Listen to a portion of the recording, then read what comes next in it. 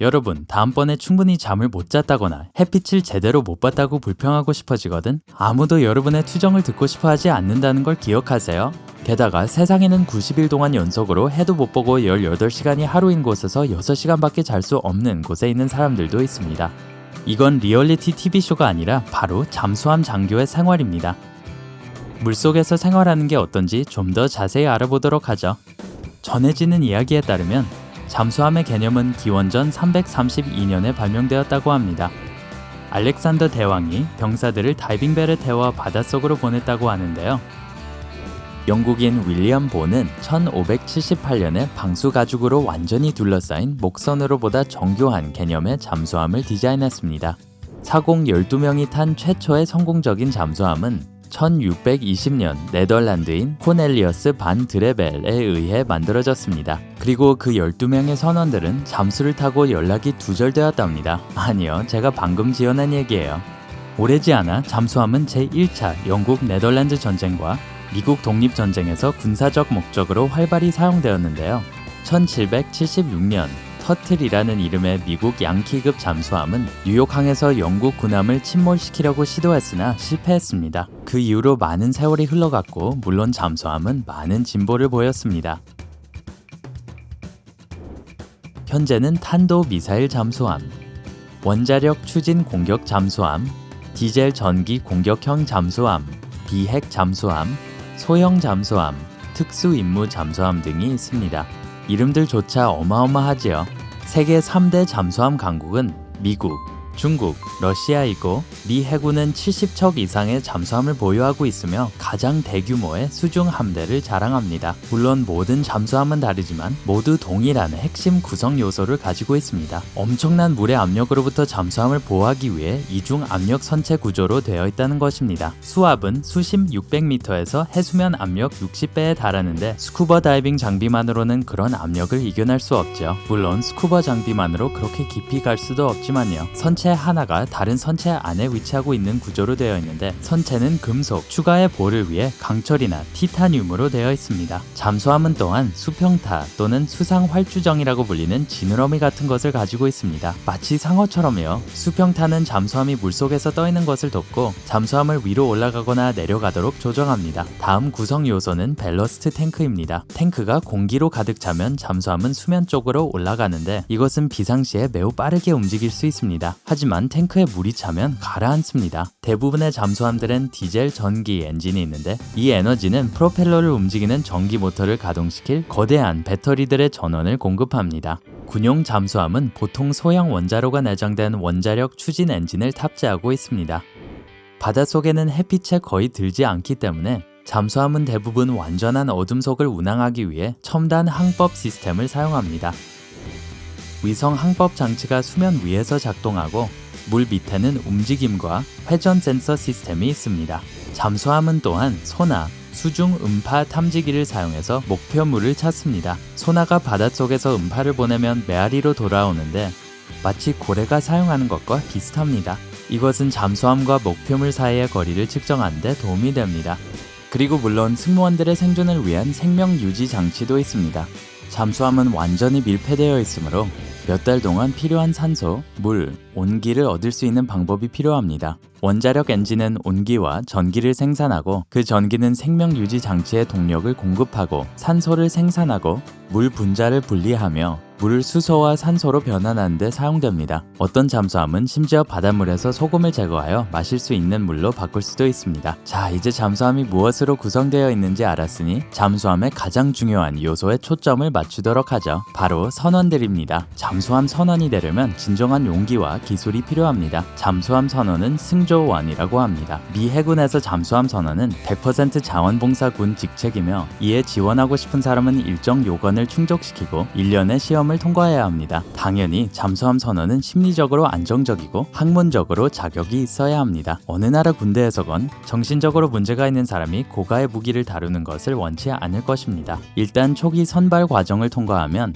지원자들은 집중적인 학업, 기술, 그리고 신체적인 훈련을 시작합니다. 스쿠버 다이빙을 해본 적이 있다면 수압을 견디는 것이 쉽지 않은 일이라는 걸 알고 있을 것입니다. 이 문제를 몇 달 동안 겪어야 한다고 상상해보세요. 모든 예비 잠수함 장교들은 수압 훈련 및 테스트에 참여합니다. 이 훈련과 테스트는 밀폐된 탱크가 있는 요합실의 안에서 의사의 감시하에 침수가 이루어집니다. 탈출 훈련 동안 미래의 장교들은 물속에서 재빨리 수면으로 올라가서 최대한 크게 소리 지르면서 폐에 있는 공기를 밖으로 내보내야만 합니다. 그렇지 않으면 폐에서 팽창하는 공기 때문에 죽게 될 것입니다. 대부분은 호호호라고 여러 번 외칩니다. 산타클로스도 잠수함 장교가 되려고 훈련을 받은 적이 있었는지 제가 확인해 볼게요. 후보들이 일단 2차례의 수압 테스트를 통과해야 하는데 두 번째 테스트는 첫 번째 테스트에 비해 수심이 2배 더 깊습니다. 2차례의 테스트를 모두 통과한 사람은 자랑스럽게 버블헤드라고 불립니다. 그리고 나면 이제 잠수함을 탈 수 있게 됩니다. 일반적인 잠수함 근무는 90일 동안 지속되지만 불안정한 지정학적 환경에서 더 길어질 수 있습니다. 한 잠수함 장교는 추가 식량 공급을 공급받기 위한 때를 제외하고는 328일을 잠수함에서 보낸 적이 있다고 고백했습니다. 이미 아시다시피 일반 잠수함은 공기, 심지어 물을 만들어내는 생명 유지 장치를 갖추고 있지만 음식을 자체 생산할 수는 없습니다. 음식에 대해 말하자면 미국 해군은 그 중요성을 알고 있는데요. 주방이 핵 잠수함에서 두 번째로 큰 공간입니다. 오직 원자로 자체만이 추진 시스템과 함께 전체 잠수함 길이의 3분의 1을 차지하여 더 많은 공간을 가지고 있죠. 주방은 많은 공간을 차지할 뿐만 아니라 매우 다양한 식사를 제공하는데 특히 처음 배치된 주동한 식재료가 아직 신선할 때는 특히 그렇습니다. 잠수함 요리사들은 바닷가재부터 라자냐, 맛있는 디저트까지 선보이며 승조원들을 행복하게 합니다. 궁금한 점이 있네요. 잠수함 샌드위치가 뭔지 아세요? 보통 서브이라고 부르는 샌드위치는 사각 식빵으로 만들어진 샌드위치가 아니라 바게트 모양처럼 긴 잠수함 모양의 샌드위치를 말합니다. 잠수함 관련 재미난 지식 한 토막이었습니다. 어쨌든 잠수함의 식비 예산은 다른 어떤 선박보다 높습니다. 승선 후 처음 몇 주가 지나면 승조원들은 통조림, 냉동 또는 건조식품을 먹어야 합니다. 식량이 점점 줄어들면 승조원들은 근무 교대 시간이 다가온다는 것을 알게 되는 거죠. 그럼 갓 구워낸 애플파이를 먹을 수도 있겠네요. 농담입니다. 잠수함에는 보통 두 가지 유형의 승조원이 있는데요. 블루와 골드 승조원입니다. 블루 승조원들이 먼저 복무를 시작하는데 평균 77일 동안 근무합니다. 그런 다음 잠수함을 기지나 해외 연합 항구로 이동시키고 교대를 하는데요. 필요한 물품을 채우고 25일간 골드 승조원과 함께 유지보수를 합니다. 블루 승조원들이 휴가나 훈련을 받는 동안 골드 승조원들은 바다 밑에서 77일을 보냅니다. 그리고 난 후 다시 교대가 이루어지는데 이런 반복은 많은 장교들의 삶입니다. 물 위에 하루는 24시간이지만 바다 밑의 상황은 다릅니다. 승조원의 경우 일상은 6시간 3교대로 나누어 이들의 하루는 18시간이 됩니다. 근무 시간 6시간, 공부 시간과 운동 같은 걸 할 수 있는 개인적인 시간 6시간, 그리고 마지막 6시간은 수면 시간입니다. 그리고 나서 다시 하루가 시작됩니다. 창밖은 항상 어둡고 물로 둘러싸여 있어서 승조원들은 몇 시인지 무슨 요일인지 알 수가 없습니다. 개인적인 공간을 원한다면 잠수함 승조원은 분명 여러분에게 맞지 않는 직업입니다. 관이라 불리는 침대가 있는 개인 공간은 1.4평방미터에 불과할 만큼 극도로 제한되어 있습니다. 사실 장교들이 교대 근무를 하기 때문에 침대도 완전히 혼자만의 것이 아닙니다. 장교들이 근무 중일 때는 다른 사람이 그들의 침대에서 자고 있을 수도 있기 때문이죠. 항상 누군가 잠을 자고 있기 때문에 문을 쾅 닫거나 소리를 지르는 것은 절대 금물입니다. 보통 잠수함은 130명의 승조원을 위한 2개의 샤워실이 있습니다. 모든 사람에게 차례가 가게 하고 물 정화 장치의 부담을 줄이기 위해 3분에서 5분 이상 샤워를 할 수 없습니다. 건조기와 세탁기가 한 대씩밖에 없기 때문에 세탁도 쉽지 않습니다. 하지만 가장 나쁜 점은 아마도 승조원 40명당 화장실이 하나밖에 없다는 걸 것 같습니다. 또 오물은 배출될 때까지 탱크에 남아있기 때문에 그 내용물이 변기 밖으로 넘치지 않도록 모두 매우 조심해야 합니다. 두말할 것도 없이 참는 자에게 복이 온다군요. 오락거리에 관한 한 추측할 수 있겠지만 선택의 폭은 상당히 제한적입니다. 한두 개의 운동기계와 아령이 갖춰진 작은 체육관이 있는데요. 잠수함은 공간이 너무 제한적이어서 대부분의 공간이 한 가지 이상의 목적으로 사용되기 때문에 체육관이 어뢰실도 될 수 있습니다. 수중에서는 신선한 해양 공기를 사용할 수 없기 때문에 잠수함에는 스크린 도어가 없습니다. 무엇이건 물이 들어갈 수 있기 때문이죠. 물론 농담입니다. 영화관 및 비디오 게임실 역할을 하는 플라즈마 TV를 갖춘 레크레이션 룸도 있습니다. 승조원들의 유대감과 놀이를 위한 카드와 보드 게임이 있습니다.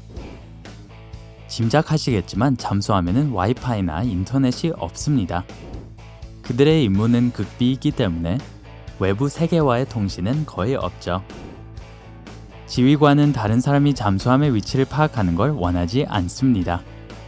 그렇기 때문에 승조원들은 감정적으로 안정되고 사랑하는 사람들 없이 지낼 수 있어야 합니다. 불필요한 싸움을 피하기 위해 승조원들은 결코 정치에 대해 얘기하지 않지만 스포츠를 논하는 것은 괜찮습니다. 잠수함에서 생활은 결코 쉽지 않습니다. 그리고 오직 가장 강한 사람들만이 살아남습니다.